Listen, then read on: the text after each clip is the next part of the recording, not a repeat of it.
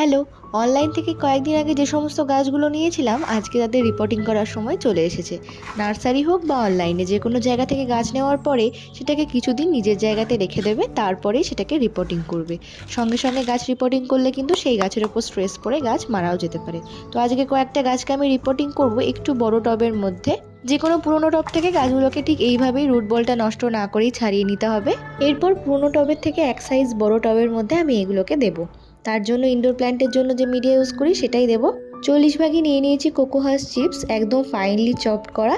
তার সাথে মিশিয়েছি 30 ভাগ সিন্ডার, তার সাথে 10 ভাগ বালি, 10 ভাগ যে কোনো ধরনের কম্পোস্ট, আমি এখানে লিভ কম্পোস্ট ইউজ করি, আর সামান্য পরিমাণে পারলাইট। এই কটা জিনিস দিয়ে আমি মিডিয়াটা তৈরি করেছি। তোমরা এর সাথে সাবফাঙ্গিসাইড অথবা নিমখোল মিশিয়ে নিতে পারো। আমার প্রত্যেকটা ইনডোর প্ল্যান্টে আমি এই একই ধরনের মিডিয়া ব্যবহার করি, তো প্রত্যেকটা গাছকে তাই আমি এই মিডিয়াতেই রেখেছি। চলো আজকের মতো এটুকুই, টাটা।